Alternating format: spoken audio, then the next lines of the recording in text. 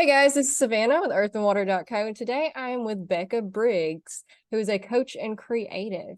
I am really excited to talk to you. You have I was looking over your website and you have you're a model as well. And hmm you have countless you must have been doing this a long time. How long have you been modeling? Yeah, I started modeling in February 2010. Oh, So yeah. 13 years pretty regularly, if not a little off and on. But yeah, probably thousands of photo shoots. It's been a lot. I would not be surprised if that's how many was on your portfolio when I was Yeah. thoroughly impressed with just the amount of content you have right there in that. Was Thank you. that I something appreciate that. was that something that you always wanted to do? Surprisingly, no. Growing up, actually, I had a lot of confidence issues and a lot of body issues and your stereotypical ugly duckling kind of thing where when I was a kid, I was always made fun of for how I looked and never thought of myself as being attractive. Um, my cousin actually, we're the same age, she started modeling when she was like 17, 18. And I briefly moved in with her and her family for college when I was looking for an apartment. And when I was living with her, she's like, hey, like you should come to a photo shoot and I think you'd be really good at it. And I went to a shoot with her and fell in love and have been doing it ever since. And it's been a journey, but it definitely helps me overcome a lot of my body issues, confidence issues. It helped me learn how to have a business even as a freelancer and learn how to communicate with others and set boundaries, and it's been an amazing experience. Yeah. How did you, because I think most of us, more of us than not, really struggle with a lot of those same things, especially early on. And in our era, uh, I'm not sure how old you are, but I think we're pretty close to the same age. And people are getting more body positive and Mhm. loving all shapes and sizes and different things and degrees. And but that is not something that we used to have. So No, yeah, definitely not. And it's crazy to look back at, 10, 20, 30 years ago and what the beauty standards were and the expectations we were all supposed to live up to. Which even it still exists in the modeling industry in general, which is why when I started, I did more kind of fashion, a little bit of glamour. It's not really my favorite. But then a couple years into it, I got into doing fine art nudes. And that's really what helped me heal my relationship with my body, because doing artistic nude shoots, you can't hide behind clothing. You can't hide behind certain angles to make you look a certain way or cover up with accessories. And while I love a good fashion shot, it like that's really what made me learn how to fully embrace and accept the skin that I'm in. which is awesome. And you know, this were you always comfortable in like showing a little skin? No, no, no. I grew up in a very conservative household. And even it's funny because when I'm not shooting, most people would have no idea. And it's always, people will go to my website or, you add me on social media and then they're like, wait, you do what? And it's like, yeah, because otherwise I'm usually wearing sweaters, especially like oversized sweaters, because I want to be comfy, cozy. And like, I don't dress very scandalous at all. It's very just because I'm more of like a comfort, like I want to be wrapped in a blanket at all time kind of vibes. But then yeah, it's like this whole other persona of like, oh, and you do nude modeling and there's naked pictures of you on the internet. I'm like, yeah, like I don't care. It's fine. Pearl clutching. Where are you located? So currently I just recently moved a few months ago to Astoria, Oregon. Okay. Small town in the Pacific Northwest. I was in Los Angeles for the past 6 years, and before that, I'm originally from Colorado. Okay, cool. So a little bit here and there. Um, Mm-hmm. I am and have always been in Alabama, which is famous for being the Bible Belt. So Yeah. I also grew up incredibly conservative and incredibly like I don't know if I could ever, I don't know if there's ever a point where I could call myself religious, but Mhm. everybody else sure was, is all of that. And so I've had a lot of body issues move like just my whole life. You know, I was the chubby kid in elementary, middle school, high school, always. Mhm. And I'm not tiny now, and I don't think I ever will be just because of how I'm built. I'm Mhm. really physically fit, but it just I don't think tiny is anything that will ever be assigned to me like that box. Um, but I had to go through a lot of transformations myself to be able to be comfortable wearing a spaghetti strap out in Mhm. public, you know, or shorts even. I didn't wear shorts at all until I was in my 20s at least. Mhm. And a lot of that comes from belief systems that other people placed on me.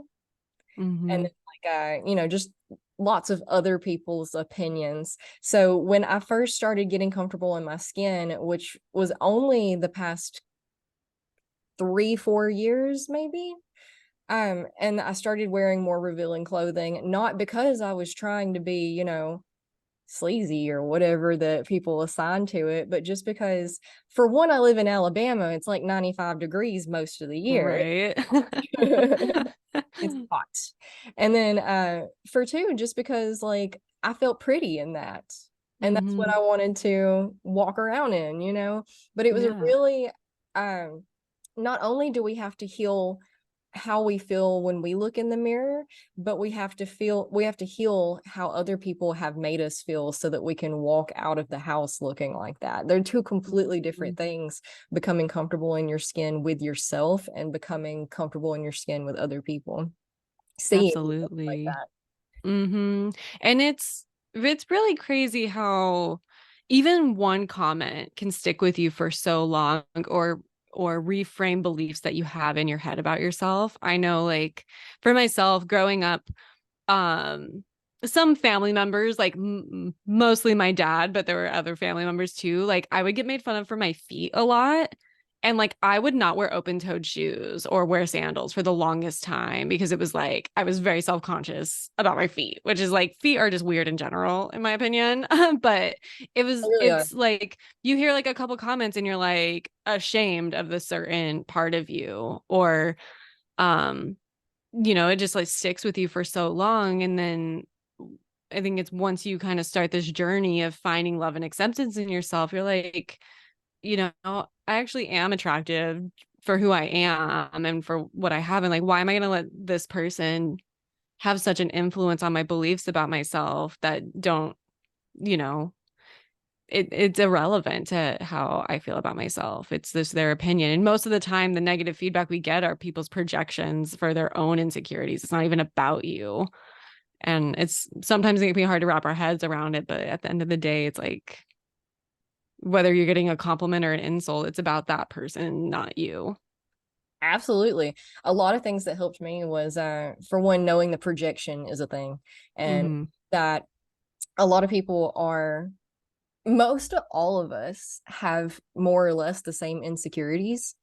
And the most people don't notice anything about you because Mm-hmm. they're too wrapped up in their own head, concerned like sit up straight, suck it in, make sure your rolls are intact and you know where they're supposed to be. Just you know all the things. You're just Mm-hmm. going through your own head, so you don't have time to notice anybody else. Or you have the other people on the other side of things that point out all of your things Yeah. so as to distract from their own insecurities. Mm-hmm. If you point out, they think if you point out other people's, nobody will notice theirs, Mm-hmm. which is a terrible way to exist. But most of them don't even realize they're doing it, which is, Yeah. you know, the whole self-awareness thing. But another Mm-hmm. thing is realizing that beauty standards morph all the time. I had Mm-hmm.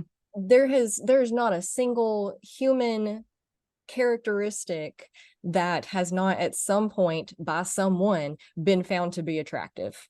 So, you know, reframing that for myself, up until about 4 years ago, I had this tooth stuck straight out of my face. So, Hmm. and I had braces when I was little, and I say little, I was like, a teenager, a young teenager, and all they did was make things worse. They didn't do them correctly, and it was just a Oh complete nightmare. no. I sat around and cried all the time, but we won't get into that. Topic for another day. Yeah. Um, I have to like shut myself down or I'll just keep going, Right. tangent after tangent. But I swore to myself at that point, and I'm really big into if I say something, then I'm sticking to it.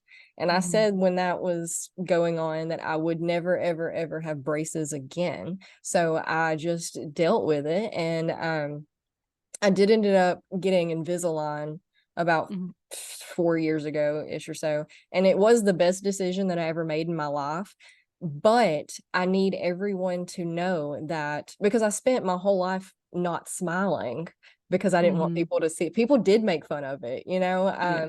not only did people at school make fun of it, but family members were always talking about it. When are you going to get that Hmm. fixed? When are you like when's the last time you went to the dentist? What did they say about that? Just all of Yeah. these things. And I know they mean well, but I didn't smile at all. I hid my face behind my hands or behind, like whatever, for my whole life. But I need Hmm. people to know that I did learn how to accept that about me before I ever got my teeth fixed. Like Hmm. it wasn't long before. It was probably like 3 years, maybe four, but before I got the Invisalign. But you have to you can't wait until you fix something to start accepting it about yourself. You can't be like, well, when I lose X amount of weight, I'm going to start loving yourself. No, you have to Hmm. figure out how to do it now, or when you get there, you're always going to still be unsatisfied. I absolutely agree with that. And even going into a lot of the body modifications that are there, like full support, whatever you want to do with your body.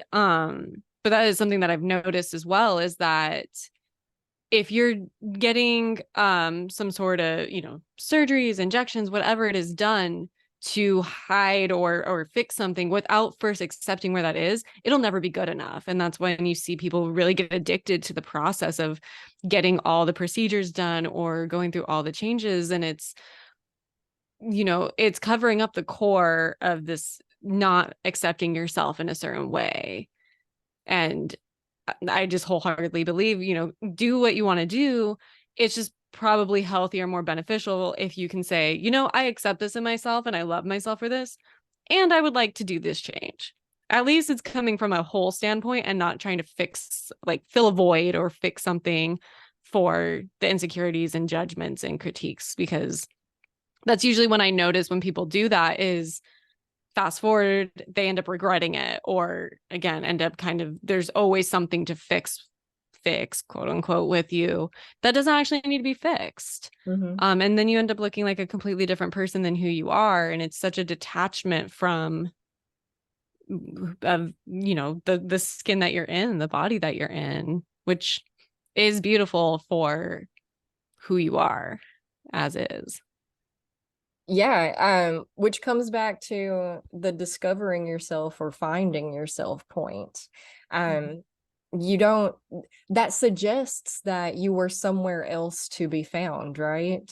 But you're Mhm. always right there. And the more you quote unquote discover yourself or find yourself, the more you realize honestly you already knew all of that about yourself. And usually more often than not as a kid, if you can like think back to experiences with that aspect of yourself as a child, you liked that about yourself, Mhm. or you didn't care, or like it didn't bother you, or like it never crossed your mind, it was a non-issue, or you noticed it and it was still a non-issue until other people outside of you and like the TV, the magazines, whoever, Yeah. whatever we want to blame, started putting those on us. Mhm.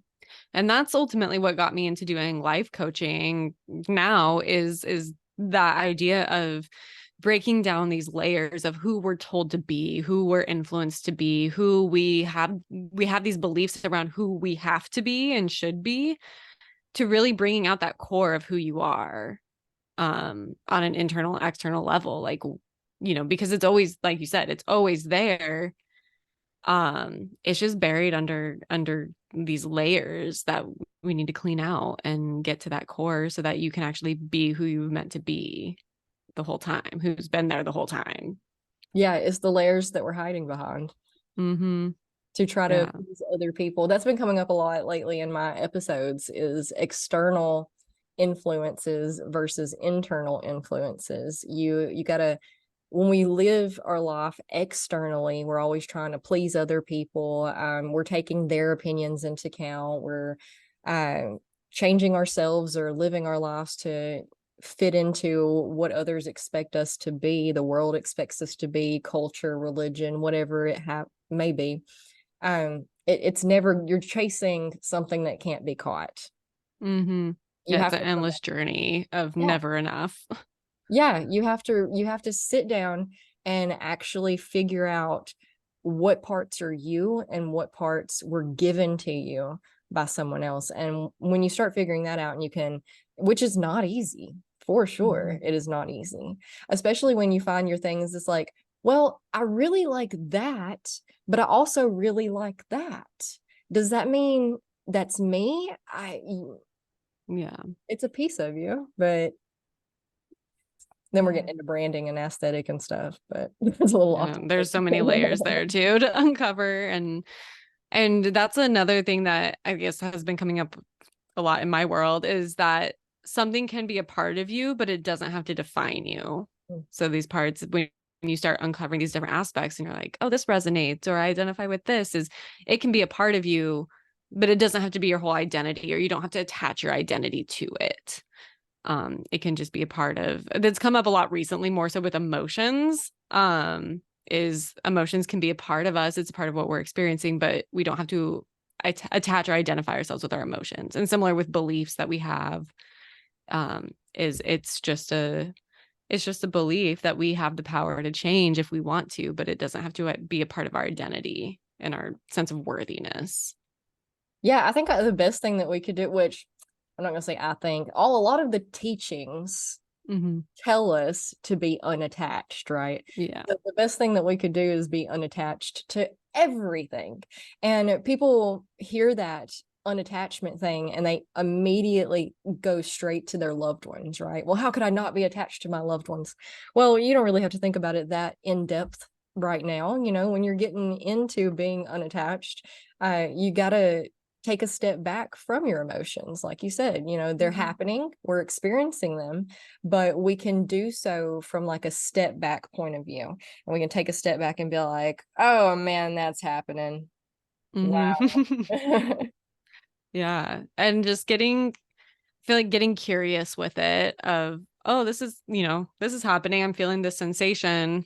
Where is this coming from? What's happening here? And if we can practice it and get comfortable in this spaciousness, I feel like it gets easier, and it's easier to navigate than it is to attach to the emotions. Like it takes so much energy to feel like these emotions so densely. It's so heavy, but when you can just let it flow, let it go, let it slide off, it feels so much lighter and is so much easier to then navigate through life. Yeah, step into your inner Elsa. Yeah, exactly. Which Ah, again is really hard to do. It takes practice, but that's why we mhm, meditate. And that's mhm, why we, just self-awareness. Every moment that we have an emotional experience is an opportunity to practice.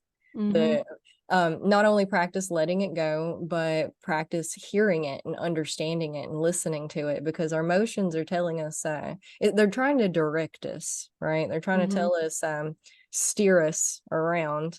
We want guidance from our guides or the divine, whatever have you.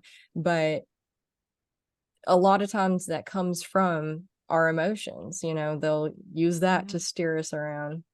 yeah. And emotions are just messages. Like they're sensations, but they're sensations that are giving us messages of something. And usually it's something on a subconscious level. And even emotions like anger or fear, it's our body and our subconscious mind trying to protect us. Yeah. So it's just like a little warning light of like, I don't feel safe right now. Um, That's all it is. Mm. And so, yeah, if we, and like you said, it's practice. If we can practice acknowledging, oh, I just got this warning light. What is this warning light for? Am I actually unsafe, or am I safe and can navigate out of this situation? Is just so much more productive and better feeling for us than to get wrapped up in it and identify with that of, oh, I'm so angry, I'm going to start being angry at everything because I'm unsafe, even though you're technically not unsafe. Yeah, which we can totally circle back around to the body positivity and confidence thing. Um, Mm-hmm. Being self-aware of your thoughts that pop Yeah. up and the emotions Mm-hmm. that you get when you look in the mirror or try on the pair of pants that you haven't worn a couple years, or whatever it is. And Yeah.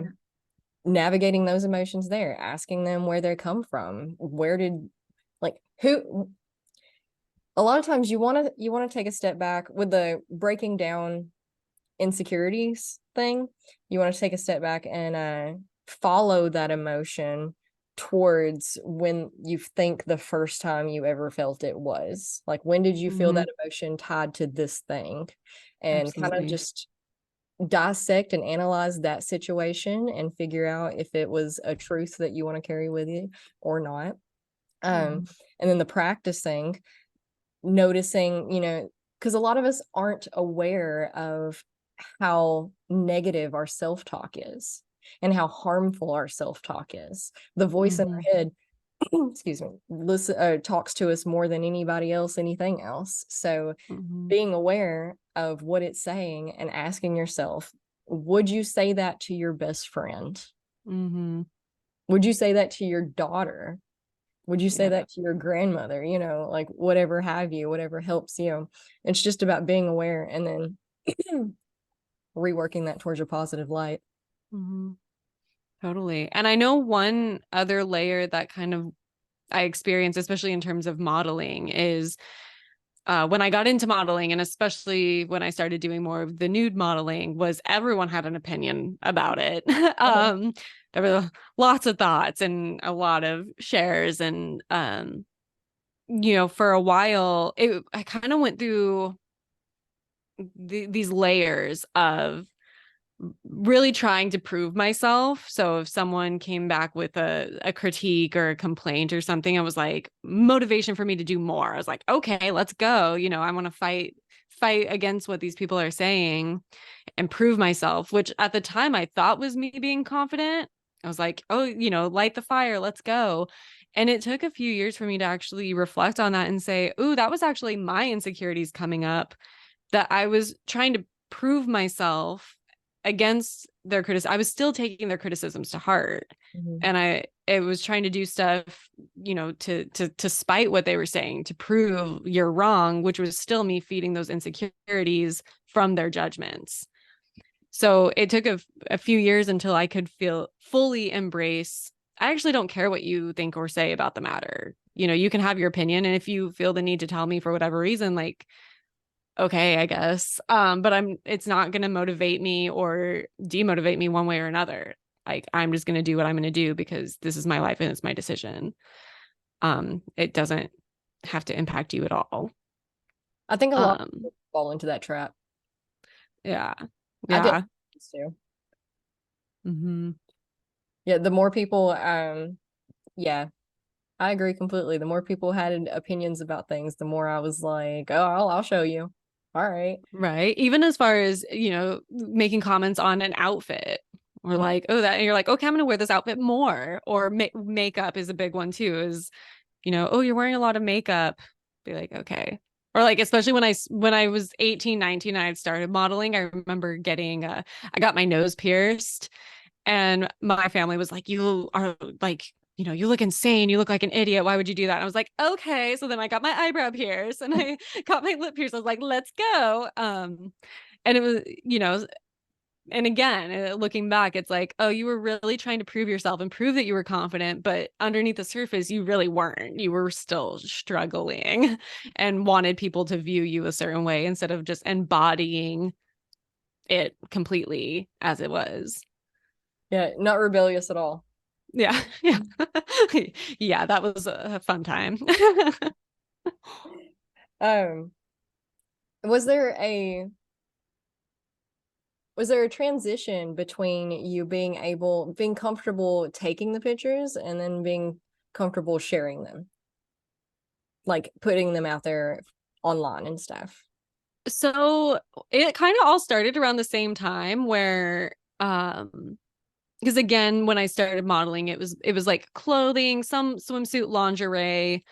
And for me at that time, I was 18, came from like a very, again, conservative religious background where no, would be told that I wasn't attractive and things like that. That when I started putting them out there and I was getting the feed, I would get the criticisms, but I would also get oh, like you look so hot, blah, blah, blah. And I think for a while I was known as the girl who got hot after high school from people I went to school with. And, at the time it definitely fed my ego, and I was like, okay, let's go, let's do this. And so I definitely got like really confident with it really fast.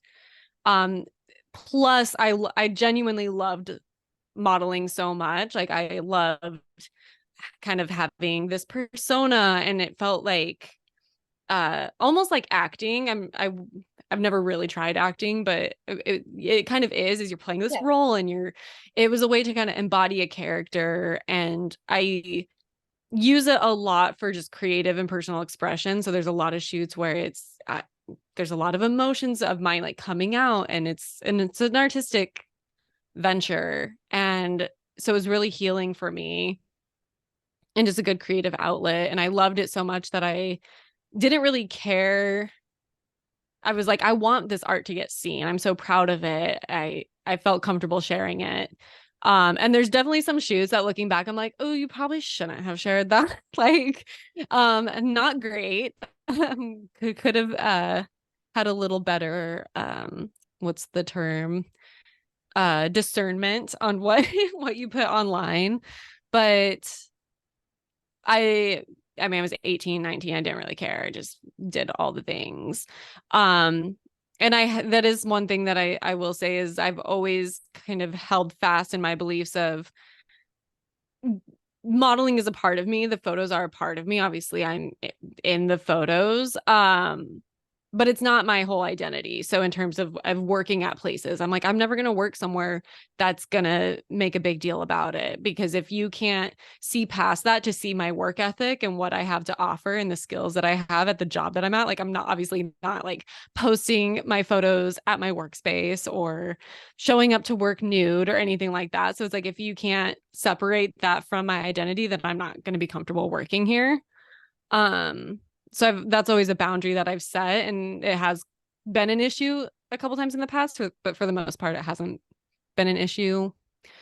I forgot the original question. I just like went on a tangent, I don't know. but You answered it. It was perfect.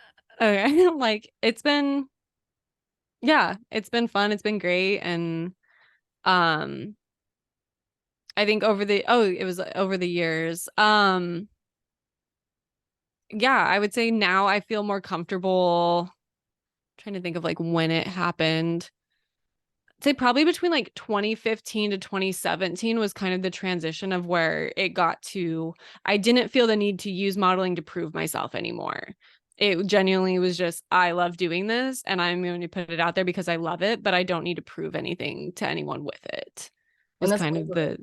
the years of yeah. And now I don't feel any pressure with it. I don't feel caught up in any drama with the industry. Whereas like before that, it's a very dramatic industry, a lot of interesting people, and was always caught up in something or other. And afterwards it was like, I just want to make art because I want to make art, and I want to collaborate with cool people because I want to collaborate with cool people. And that's it. That's awesome. The work thing I can totally relate to. And it's, man, I'm a little envious. I want to be comfortable as you are doing all of these things. I just now started, I've always took pictures. I've always that was like me and my friends' main hobbies as teenagers was photo shoots. We just Love it. yeah, and we had to work a whole lot harder for it back then because we didn't phones didn't have cameras and Right. And a lot of our first cameras didn't even have screens. They had the little window that you look for. Oh my You know what gosh. it was. Yes. So you hope that. Especially like the disposable ones, and you're like one shot and done. Like it better be good. Yeah, but I never put anything online really. Well, I mean, I did when I was a teenager, but that hit a lot of backlash a lot of times, and then we got into. I've been posting regularly online for, I mean, lots and lots of stuff since 2015, especially.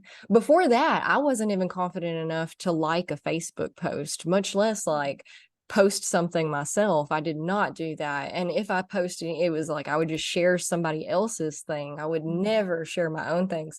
And so and then it got into you know, wanting attention. People think Mhm. you want attention if you're posting things like this, and it's like, no, I just like I felt pretty. Gosh, I Mhm. wanted to. It is art.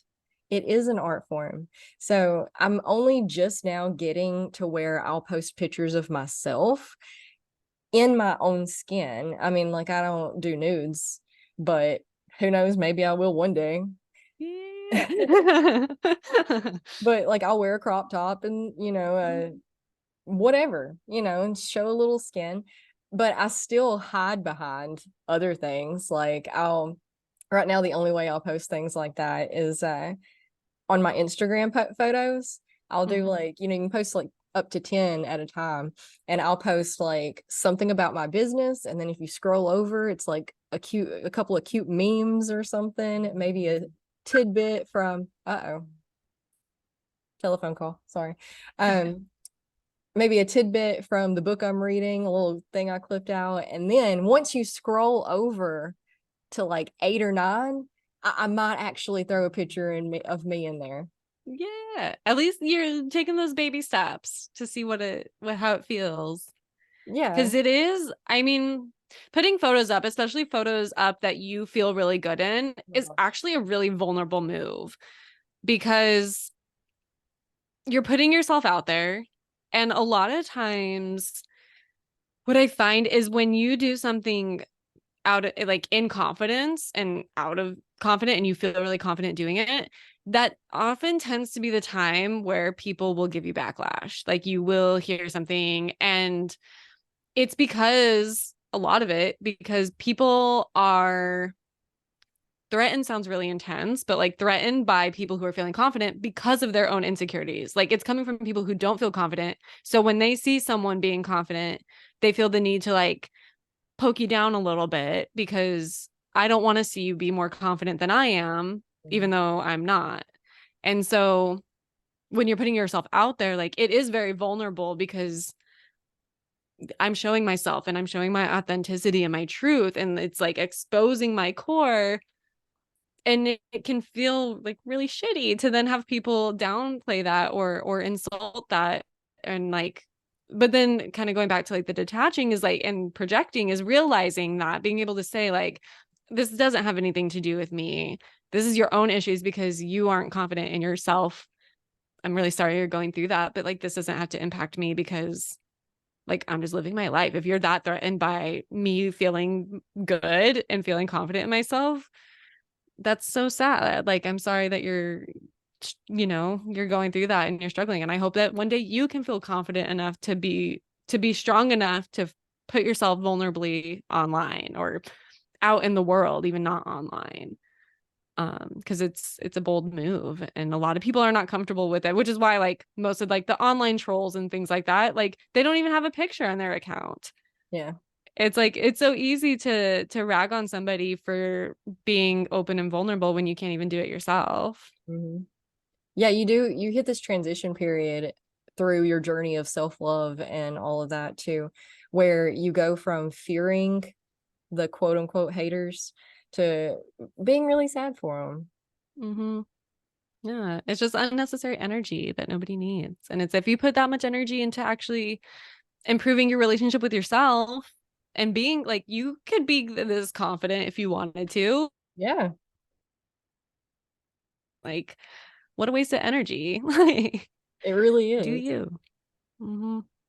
And that's the thing, they don't know who them is yet. Hmm. Because Yeah. sitting with themselves, they're on the internet trolling us, paying attention to us instead of sitting with themselves and trying to get to know themselves and figure out what they like. You got to date yourself. What are your Right. interests? Totally. And that's why, as cliche as it sounds, is, they say when you realize you're doing well when you have haters online, or when people give you negative feedback, it means you're doing something right. Is like, there is that aspect to, like, I don't recommend, from my own personal experience, like using that as like, okay, like that rebellious, like I'm gonna do more of this, because again, it's that like attaching too much to what they're doing. But there is some truth in if you're showing up confidently and you feel good and you get negative feedback, just being like, okay, like this was a good move because clearly I said or did something that impacted somebody deeply. Like they're seeing a part, even if they're not necessarily growing through that yet, is like, I allowed somebody to see something within themselves, even if they don't realize they saw something within themselves. Yeah, you gave them the opportunity to practice Mm-hmm. being aware Yeah. and, you know, dissecting it backwards and all of the things that we've already talked about that I don't have to. Yeah. Yeah. Yeah, it can be really scary though, for sure. I'm not downplaying that. I'm never going to downplay that. I don't think I have actually doing the whole thing. We can sit up here all day and be like, yeah, you just do that and you just do this and you just do Right. that and then you'll get there, no big deal. But it is a big deal and it is hard. Yeah. And especially when you're not only working through your own insecurities and problems, but everyone around you as well. Mm-hmm. For example, Totally. talking about backlash and stuff and jobs, I definitely lost a job one time due to this kind of stuff right here. I was Really? yeah, yeah, that well, I live in very conservative religious Bible That's Belt. true. That's And true. yeah, so I had I think it was like my first podcast episode ever that I posted, which was about 2+ years ago at this point, but it was about witchcraft and Mm, how all and I'm really big into words. I talk about words almost every episode because our language creates a reality, but the problem is there's over 7,000 words in on the planet. I mean, sorry, languages on the planet. And not only that, but language is fluid. It is not a concrete thing, and people want to treat it like it's a concrete thing. This word defines like that. And you know hmm. what? Maybe at one point it did, but it's evolving just like we are, which is a beautiful thing. And there's a lot of stigma tied to a lot of words for a lot of reasons historically and stuff like that. I really nerd out about. But witchcraft is one of those words.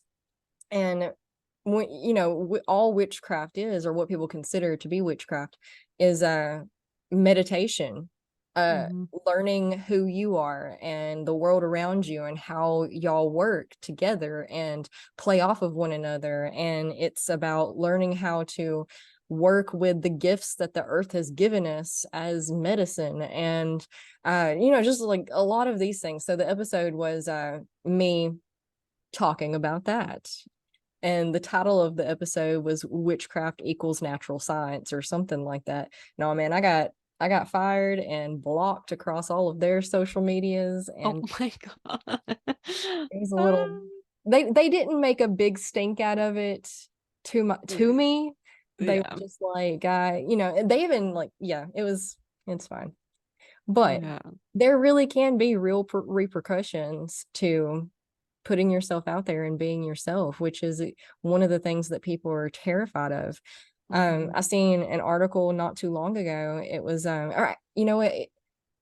It was a meme of two screenshots side by side, and it was the first one was uh talking about a female teacher and how they found out that she was a bikini model, and it had become like Mm. this I whole. think I've seen this. Yeah. And then there was a man on the other side, and the article was like, this man teacher, they were celebrating him for being an underwear model. And it was Mm-hmm. like, excuse me. Yeah.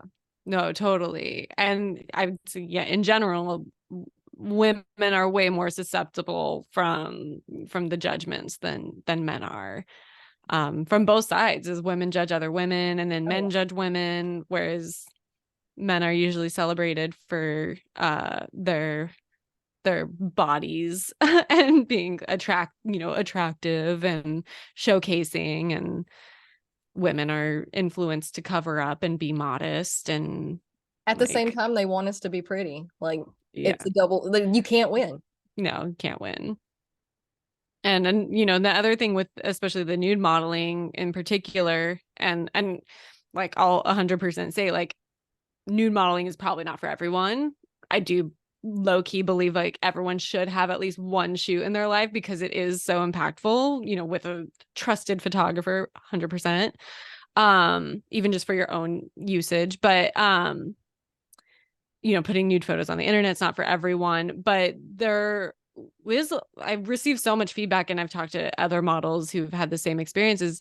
A lot of times putting yourself out there with photos, and especially nude photos, is everyone gets this idea of how like sexual you are, how promiscuous you are. Like, oh, if you're comfortable being nude, you must be sleeping with everyone, or a homewrecker. I've gotten accused of being a homewrecker multiple times. I'm like, I don't want your boyfriend. Like, I don't care. Like, it's not just because I'm comfortable in my skin, or I want to dress a certain way, or I want to put nude photos, like professional nude photos of myself online, doesn't determine anything with sexuality. Like, nudity and sexuality are two completely different things. Yeah, and a But lot of that people know is that. often like intertwined way too much. And I think that's why, in our society and culture is, there's no restrictions with men being topless, but women there are. So if a man's walking around, underwear model or swimsuit model, it's just normalized in our brain. But if a woman is wearing little to nothing or doing a boudoir shoot, which can be so empowering in and of itself, now all of a sudden she's a slut or whatever. Like, Yeah, and no. it's so frustrating because you're right. And it has a lot to do with our culture specifically. A lot of other cultures don't have that connection.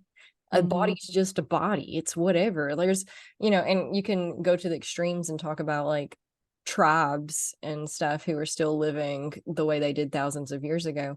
And none of them wear a stitch of clothing hardly. Right. And it's not Right. a thing. It's no big deal. It's not the what about the children? The children don't even know anything's going on. Like, Yeah. The children are fine. yeah. Everyone's fine. It's not a thing until you make it a thing.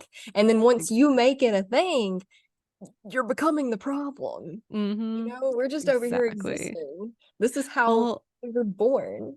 right. And I love that you say that. So I had this, I guess, realization. A few months ago, I went to Maui for a wedding, and it was my first time.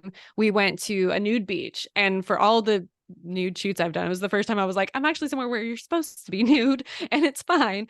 But super fun. And there would be kids kind of coming over and like laughing at all the nude bodies, and I was just sat there thinking, I'm like, why is this taboo or weird? Because yeah, everyone's nude right now, but I'm like, when you're walking down the street or you go to the store, those bodies are still existing under the clothing that's how those people look. They just are under, whether they were wearing a blanket or clothing or nothing, like the body is still just there. Why all of a sudden is it funny or weird or like crazy taboo just because you can see it? Because it's always there, regardless of if you can see it or not. It was a really weird concept I'm still contemplating because I'm like, it doesn't make sense to me. Yeah, no, it's just because we were founded by Puritans. Yeah. Yeah. I'm I just get like, you wouldn't laugh at somebody in the checkout line at the grocery store, you know, but they have the same body. it. It's, I don't know. Yeah, we're talking about me and my friend were talking about culture shock the other day because we would love to experience a nude beach. We would yes, I want to dance naked under the full moon around a campfire. Absolutely, that sounds like a Yes. good time to me. But it's so hard to find anything like that around here. But if you go to like Europe, it's a Hmm. lot more common. People aren't as weird about bodies and stuff there. And I get, man, I'm really sad that I live here because of that. You know, not because of a lot of things. I like where I live. I'm not going to batch where I live like at all, but like I just get really sad because there's all of these experiences that have been tainted due to our culture and upbringing that shouldn't be tainted.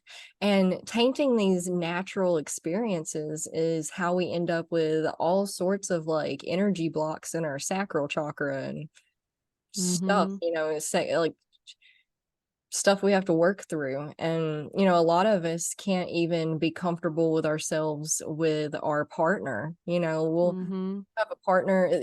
There's so many people who have had the same partner for 20 years and they still need to cut the lights off. Hmm. Totally. And these beliefs and emotions that we have around this, they don't even just stay with us. And most of the time they probably didn't even start with us. These get passed down genetically. And so it's, 5 generations ago, this was the foundation, and now it's being passed down, and we're still dealing with it. And until we can overcome it and release these attachments, it just keeps getting passed down. Um, and it's us kind of rejecting our own existence. Mm. Yeah, the humanity behind it. We're Hmm. humans fighting being human. Yeah. And it's like, this is, we have this life to live. This is all we're really supposed to do is exist and live. And we're rejecting that. Yeah, which is a What, total waste of time and yeah. energy What's when, the point of living then if you're yeah, going to reject existence? you know, even the best of the if even if everything goes completely well, under the best of circumstances, life is still too short. Hmm. So, gosh, yes, I'm finally, and you know, like it happens in levels. I was also like paralyzed by insecurities to the point of like I lost range of motion in my neck and shoulders because I was just Mm. curled up and hunched over and like making myself small. Please don't anyone look at me because that's not safe. Um, and when you start to walk through the path and heal all of that and find your self-love, it comes in waves and you'll hit a point, at least this is what happened to me. I hit a point where I was like, wow, I'm so confident, finally I made it. And then something would happen and it would send me straight down to the Hmm. bottom again. And then I would have to start working back up towards it. And then I'd hit it again and I'd be like, gosh, yes, I got back here, I'm going to stay here this time. And then something would happen and knock me back down. But that is part of the process in the sense of Hmm. a lot of times we think these things are healed and Hmm. turns out they're actually not. We just haven't encountered, you know, they're a little more healed every time, right? Hmm. It doesn't mean that you're always going to be knocked back down. One day eventually you may hit your stable foundation at the top when you can just stay there. And when you do, it's because a couple of times I've hit this point and been like really sad for younger me Hmm. because I've spent all of this time I feel wasted Yeah. when I could have just been loving myself. I could have just been happy and Right. free. I was talking with a friend about this recently because I was talking about like growth and healing and feeling like you're going, 5 steps forward and then 10 steps back. And she gave me this analogy that I really liked of, she was like, I don't view growth as like front and back. She's like, I think of it as ripples out and in, and about how each ripple is important and it's needed in the whole process. It's all a part of the one big form. And she was like, usually when we feel like we're going backwards, we're really just going deeper. Yeah. And then we can come back up. But every stage is such a part of our important part of our growth journey that, and I can relate, is like looking back to younger me and like, well, like, why didn't you love yourself more? But it's like, had I not been in that place there, I wouldn't be here now. Like, I had to get through that. And knowing that even at those times where you feel really confident and then you feel really down, like the fact that you can move up and down that spectrum means that you're doing the work and means that you're making the changes, because kind of like we mentioned earlier, is the people who are unaware aren't moving. Mhm. They're just stuck in this one place, being miserable and projecting everything on everyone else instead of doing the work themselves. So the fact that you can go in this shallow and depth spectrum and the ripples that are growing and changing mean that you're doing the work. It means that you're building it. Even if it's not always up here, you're still making the progress.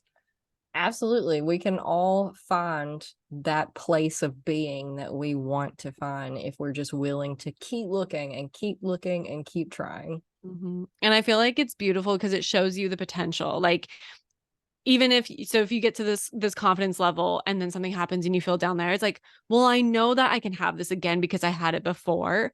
I could probably even have more than that. And so like that alone shows you I can do it, doing the little steps to get there, but there's no real end goal. It's this or something better. So I feel like that is just really beautiful and motivating of like keeping the process going, knowing it's not all going to be doom and gloom forever. It's not all going to be difficult. Like there's all sorts of stages and spectrums to work with. Yeah, life's a journey. Always. Well, Oh, this has been wonderful. I've really enjoyed it, and I love the topic that we landed on. oh, me too. It's always, I love surprise topics of like, let's just jump in and see where it goes. That's all I do. I wing everything I mean, like I look over, I screen everybody before I say, yeah, let's do an episode just to make sure that we align and I can find some talking points and stuff. Mhm. But yeah, no, I bring everybody's links back up like 20 minutes before we get on a call. And Mhm. I love the free form because it's more relatable, more real, more engaging, and we can actually hit some topic like points on that are near and dear to our heart and show Mhm. people a little bit of our personality. And if you hit Yeah. a stagnant moment, you can just laugh about it and be like, I don't know where to go from here. Have We'll anything? figure it out tomorrow or whenever. Like, it's fine. Yeah. You want to tell people how they can find you? Yeah. So I am on social media at the Becca Briggs. My website is www.beccabriggs.com. Um, and yeah, I said like feel free to check out my modeling photos and photography or I have a bunch of self-growth resources as now a life coach if us talking about any of the working through the beliefs and the feeling stuck and not knowing who you are or how to be confident. I have lots of resources and services for supporting you in expanding on that. Awesome. And thank you for doing that because it is needed. Yes. And of course, Yes. I'll link everything around here somewhere close so they'll be easy to find. Thank you so much for being here with us today. You have a great rest of your afternoon. Thank you, you too. Thank you so much for having me. This conversation was amazing.